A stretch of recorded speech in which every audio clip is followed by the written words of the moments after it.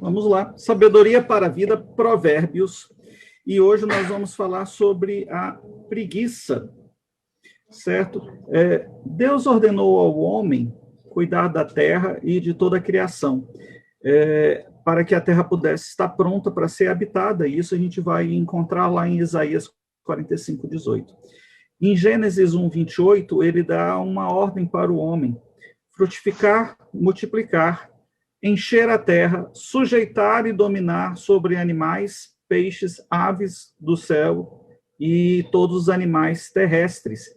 Para que isso aconteça, para que a gente pudesse multiplicar, frutificar, encher, sujeitar e dominar, nós precisamos, então, o homem precisava e precisa ser diligente naquilo que ele vai fazer, senão nós não cuidamos. Se dentro da natureza, mesmo dentro de um jardim ou de um vaso de planta que você tenha, se você não cuidar, ele não vai prosperar, aquela planta vai morrer, né? É função dada por Deus para cada um de nós. Essas deliberações que Deus nos dá de ser fértil, de multiplicar, de subjugar, de dominar, ela requer de cada um de nós esforço,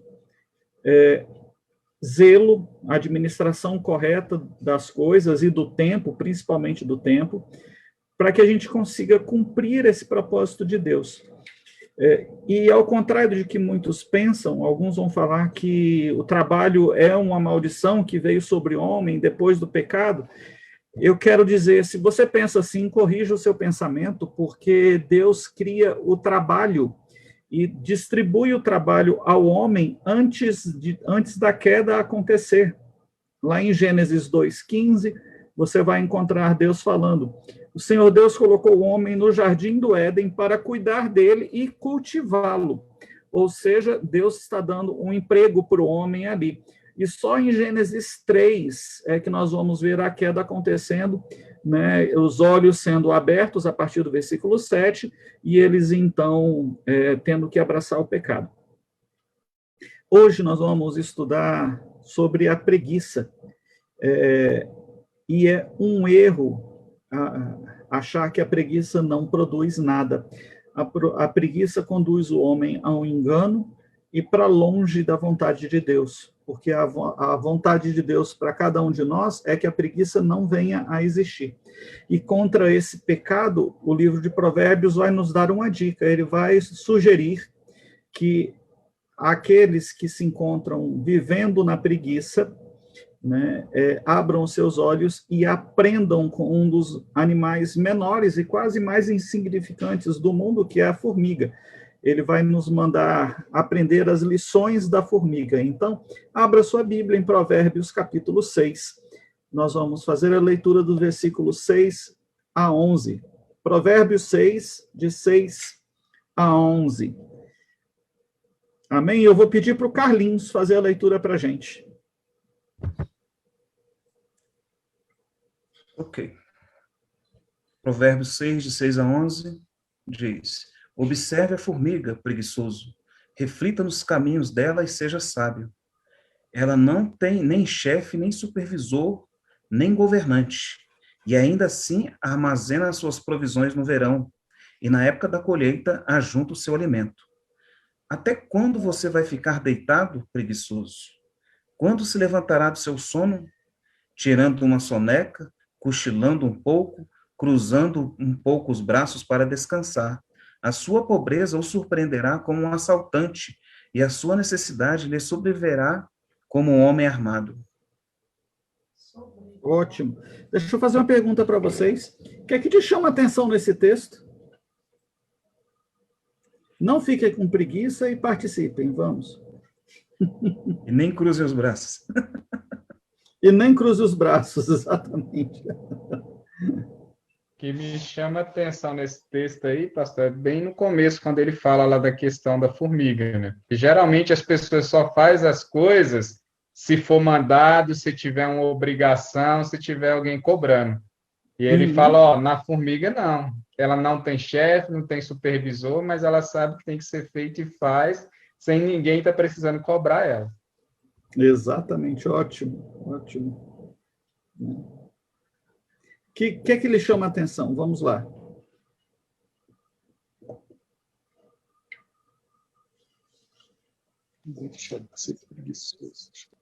Ela é precavida, né? Ela trabalha já pensando no amanhã, já se planeja. Ótimo. Proativa, né, Luana? Faz as coisas pensando com antecedência, né? Isso. Muito bom. Muito bom. O que lhe chama a atenção? Pastor, assim, na minha opinião, com relação a esse texto, acho que, no caso, que a formiga, ela faz o que tem que ser feito mesmo, né?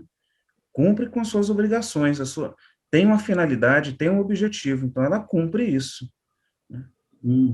Ótimo, não fica esperando, né, Carlinhos? Exato. Sabe o que precisa ser feito e faz, né? Não fica aguardando alguém impor, né? Eu sempre, quando vejo essas coisas assim, eu lembro, quando a gente está num avião, o piloto fala, coloquem as cadeiras em posição vertical para decolagem ou para o pouso, e as aeromoças e os comissários de bordo têm que passar de um por um, cobrando para que você faça aquilo, cumpra a ordem que já foi dada. Né? A gente fica esperando passar a comissária ou a aeromoça para poder fazer aquilo que já devia ter sido feito. Né? E aí a gente está agindo de forma, com falta de zelo, né, sem cuidado, às vezes agindo aí como o preguiçoso. O que a gente aprende aí? Por que a orientação aí de Provérbios, né, de Salomão, por que a gente vai ter, o que a gente vai aprender com o formigueiro? Por que o formigueiro? Olha só, tem algumas coisas que são interessantes. As formigas são muito organizadas, a sua estrutura social é uma estrutura muito organizada, elas trabalham incansavelmente. A Aldenise está aí, Dário? Do seu lado? O que eu achei interessante também foi o fato de armazenar, né? Elas guardam pensando no futuro. Acho isso muito interessante, não é? Não fez hoje, comeu hoje, né? E nem gasta tudo de uma vez, né? Não. O fato de armazenar pensando no futuro, da provisão que pode, né, ter pela frente, eu achei muito interessante. Foi como o José fez, né? Quando fez aqueles guardou no tempo de fartura, no tempo de fartura para gastar no tempo de falta. Exatamente isso. Né? Por que eu estou perguntando se a Aldenísia está do lado do Dário? Porque quando a gente mudou lá para a chácara, 4 anos atrás, a Aldenísia deu uma mudinha de uma planta, acho que é estrela, alguma coisa estrela, dá uma florzinha amarela. Essa planta só deu florzinha na igreja uma vez. Por quê? Porque todo ano, quando ela começa a crescer, tem umas formigas que durante a noite, não é durante o dia. A gente sai de lá, a planta está de um jeito, no outro dia de manhã ela está só o talo. A formiga do início da tarde, do começo da noite, até outro dia de manhã, ela trabalhou durante a noite inteira, ela desmonta aquela trepadeira todo ano. E aí eu vejo duas coisas que são legais para a gente pensar. Primeiro, a formiga trabalha sem folga, né? Mesmo durante a noite ela está lá desempenhando a função dela, porque ela sabe o que ela precisa fazer, ela sabe que tem que guardar para os dias difíceis. E eu olho para aquela planta que todo ano a formiga come ela e ela brota de novo, ela não desiste, ela está lá. A gente já replantou, já mudou de lugar, a formiga descobre onde é e ela não morre. A sensação que aquela planta uma hora vai acabar. Mas quando eu penso que a formiga agora matou mesmo, né? Daqui a pouco ela está lá toda brotando de novo, está toda cheia de folha. Tanto a formiga aqui, no caso, quanto essa trepadeirazinha são incansáveis. A formiga aí, no caso, é proativa, ela trabalha sem precisar de esperar uma consequência para depois agir, ela age antes que a consequência venha. As formigas sabem trabalhar em equipe, elas se respeitam mutuamente. A formiga passa a vida trabalhando de forma diligente, mesmo quando não tem ninguém observando, foi o que o Wellington falou, né?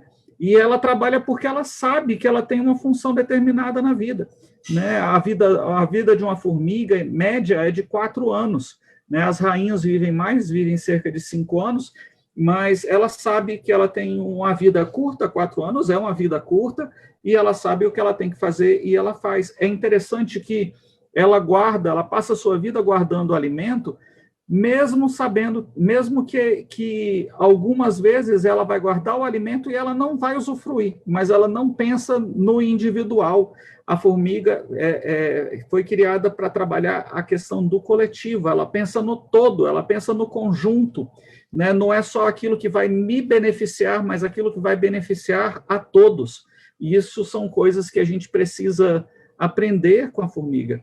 A formiga não tem calendário, ela não sabe quando o verão começa ou quando o inverno chega, mas ela está pronta para trabalhar assim que o tempo melhora, mesmo sem ter um calendário físico na mão ali para poder fazer a leitura do calendário e falar, está na hora de começar a trabalhar. Não precisa de despertador, né? Provérbios está cheio de advertências com relação à preguiça. Eu quero que você abra sua Bíblia em Provérbios aí, para a gente ter muita coisa para a gente ler aí em Provérbios. Tá? Tem muitas coisas, muitas orientações aí sobre a preguiça. Olha lá, Provérbios 21, 25. Quem achou pode ler. Tá? E você já vai deixando aí os textos abertos. O preguiçoso morre de tanto desejar e de nunca pôr as mãos no trabalho. Cara, eu estudando esses textos aqui, eu fiquei rindo do jeito de Deus colocar as coisas. Olha, você morre de tanto desejar as coisas, mas nunca fez nada, nunca se esforçou para conseguir. Ah, eu queria tanto ter tal coisa. O que você está fazendo? Não estou fazendo nada, eu só queria. Né? É isso que ele está falando. Se você age assim, está na hora de você repensar, porque Provérbios está dizendo que você é preguiçoso. Né? O preguiçoso morre desejando muitas coisas, não é pouco, são muitas coisas. Mas ele se nega a trabalhar, e se você não trabalha, se você não se esforça, você não vai alcançar. Provérbios 26, 14. Esse é ótimo.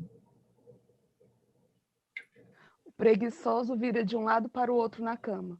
Ele é como uma porta que gira nas dobradiças, mas de fato não sai do lugar. Eu achei isso ótimo. Pensa a dobradiça de uma porta, pensa numa porta presa em cima de uma cama. A porta gira para um lado, gira para o outro, gira para um lado, assim é o preguiçoso. O dia inteiro gira para um lado, fica dormente, gira para o outro, fica dormente. E não sai da cama, não sai do lugar, não faz nada, não produz. Né? Achei isso fantástico. Né? Provérbios 18, 9. 18, 9.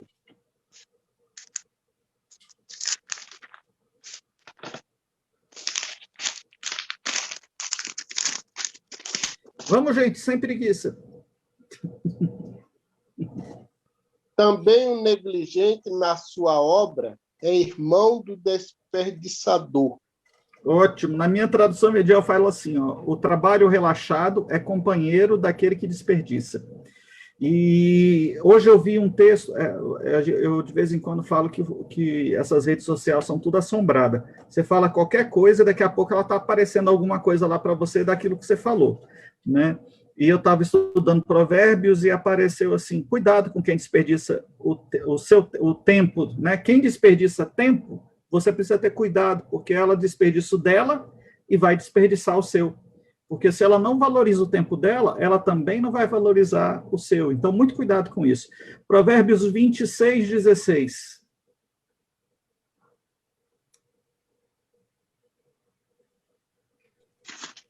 26, né? 26, 16. Ah, aqui tá errado, porque aqui tá 26, 26. É o preguiçoso, os olhos, que este homem que sabe poder bem. Quem achar pode ler. Mais sábio é o preguiçoso a seus próprios olhos do que 7 homens que sabem responder bem. Ok. Olha lá, o preguiçoso às vezes não faz nada porque ele se acha muitas vezes melhor do que os outros.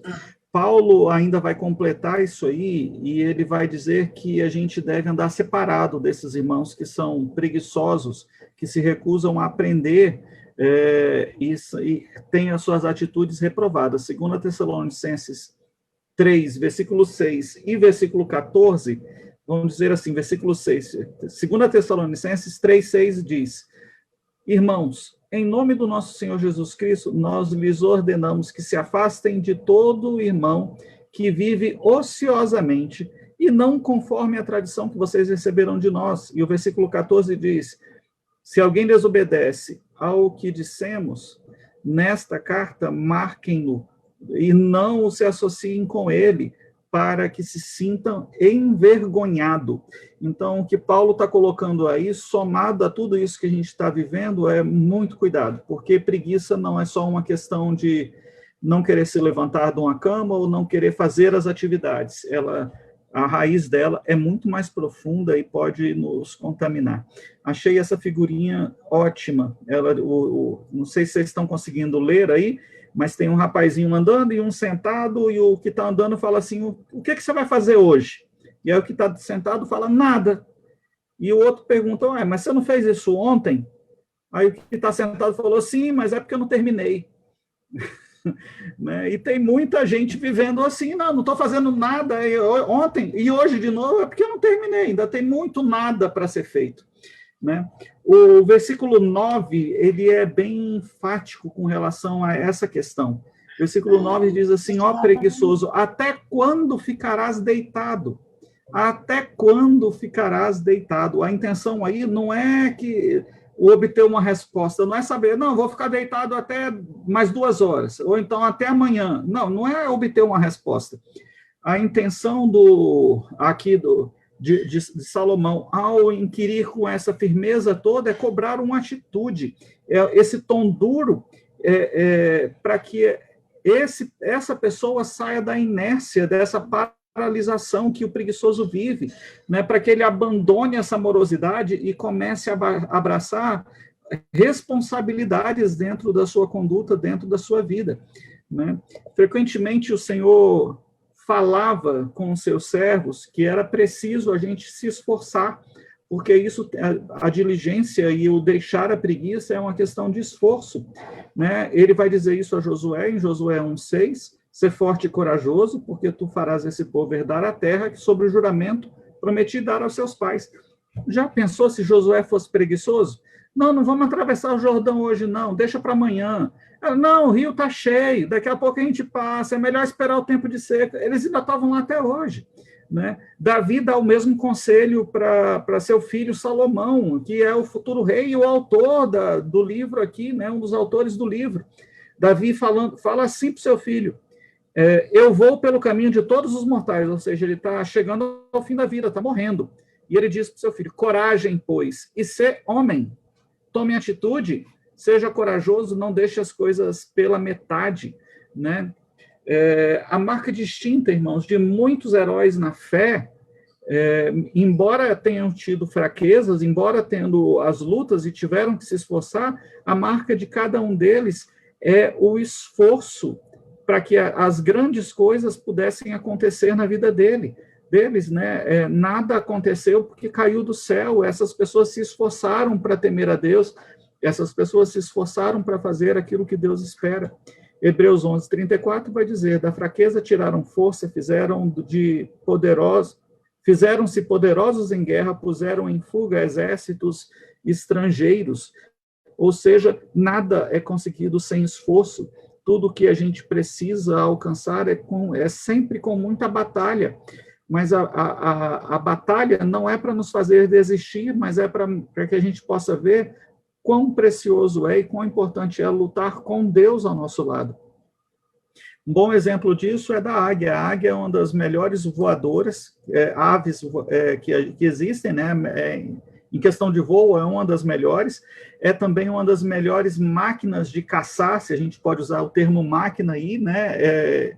É uma das melhores caçadoras.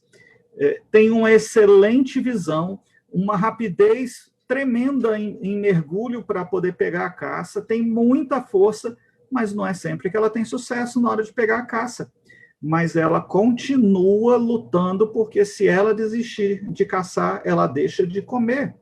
Né? A Alessandra falou aí de José no Egito. José Gente, José é outro exemplo fantástico disso. José foi vendido como escravo pelos seus irmãos, chega na casa de Potifar como escravo. Quando ele consegue uma condição melhor, a esposa de Potifar dá em cima dele, e ele, para não desagradar a Deus, ele é lançado na prisão. Depois de lançado na prisão, ele continua temente a Deus. Ele podia ter desistido, ele podia ter questionado, mas ele se esforça, e mesmo como prisioneiro, ele se torna líder dentro daquela cadeia, né? E aí, depois, quando chega o sonho de Faraó, Deus o tira de lá, ele interpreta o sonho, e aí se torna aí o governante do Egito, né? Ele viveu a vida inteira com integridade, ele sempre se esforçou, por isso que Deus o abençoou com prosperidade. Ele prosperou porque ele buscou no Senhor os seus objetivos de vida. No final, ele vai dizer para os seus irmãos, os irmãos, depois que o pai morre, isso lá no Egito, depois que a família está reunida, os irmãos com medo de agora sofrerem uma perseguição por parte de José, que era o grande governante do Egito, os irmãos procuram ele pedindo quase que, por favor, não faça nada, e a resposta dele, para mim, é linda. Eles falam, José fala para os seus irmãos assim, em Gênesis 50, verso 20, vocês planejaram mal contra mim, mas Deus o tornou em bem, para que hoje fosse preservado a vida de muitos. Da mesma forma, gente, nós não podemos ficar esperando as coisas caírem do céu. É preciso ir à luta, é preciso se esforçar, ainda que todas as portas sejam fechadas, porque se elas forem fechadas e for da vontade de Deus, outras serão abertas por portas que nós vamos poder passar, e nós vamos descobrir que vai ser o melhor caminho. Nós sabemos que o descanso é necessário, mas o que o autor está colocando para a gente aqui, ele está descrevendo alguém cujo descanso é o estilo de vida. O que o autor de Eclesiastes está dizendo, aliás, o autor de Eclesiastes que é o mesmo, Salomão, né? O que Salomão diz em Eclesiastes 3:1 é: para tudo há uma ocasião e um tempo, e tempo para propósito debaixo do céu. Então, a gente precisa descansar, mas a gente precisa trabalhar para que a gente possa usufruir do tempo de descanso, do fruto do trabalho, que é o tempo de descanso que nós temos. Se a gente não fizer isso, a gente vai acabar sofrendo consequências disso aí. Se a gente só quiser descansar e quiser rejeitar o trabalho, nós vamos ter consequências sobre nossas vidas. Provérbios 6, verso 11 diz: assim te sobrevirá uma pobreza como ladrão, e a tua necessidade como um homem armado. É isso que Provérbios está deixando para a gente ali, para o preguiçoso. As consequências da preguiça são contundentes, são marcantes, são firmes. O preguiçoso, que aqui em Provérbios é identificado também como um tipo de tolo, ele é responsável por sua própria destruição. Eclesiastes capítulo 4, versículos 5 e 6. 5 e 6 vai dizer: o tolo cruza o braço e come a própria carne, dizendo: é melhor um punhado de descanso do que ambas as mãos cheias de trabalho, é correr atrás do vento. Pessoas preguiçosas se tornam escravos. Provérbios 12, versículo 24 diz: as mãos diligentes governarão, mas o preguiçoso acabará como escravo. O preguiçoso dificilmente vai querer ser chefe, porque chefe vai precisar de muito trabalho. O futuro desse preguiçoso é sombrio. Provérbios 20, versículo 4. O preguiçoso não ara as suas mãos no tempo, não ara as suas terras no tempo certo. Assim, na época da colheita, ele olha, mas não encontra nada. E sobre esse preguiçoso virá, então, a pobreza. Provérbios 13, verso 4. Por mais que o preguiçoso deseje alguma coisa, ele não conseguirá, mas a pessoa esforçada consegue o que deseja. Gente, todos nós vamos enfrentar tempos difíceis, e Filipenses capítulo 4, verso 12 vai dizer isso. Paulo está dizendo: eu sei o que é passar necessidade e sei o que é ter fartura. Aprendi o segredo de viver contente em toda e qualquer situação, no tempo de fartura ou no tempo de necessidade. Seja bem alimentado, seja com fome, tendo muito ou tendo passado necessidade. E aí o versículo que a gente usa muitas vezes fora do contexto, tudo posso naquele que me fortalece. O tudo posso que Paulo está falando aqui é tudo isso que ele está dizendo acima. A necessidade, a fartura, né, o passar bem, o passar dificuldade, o estar em abundância ou estar em escassez. E ele termina dizendo, apesar disso, vocês fizeram bem em partilhar das minhas tribulações. O que ele está colocando é que ele estava se esforçando, ele sabia que muita coisa precisava ser feita e ele agradece a ajuda que ele recebeu, né? A gente tem que estar preparado para enfrentar os tempos difíceis.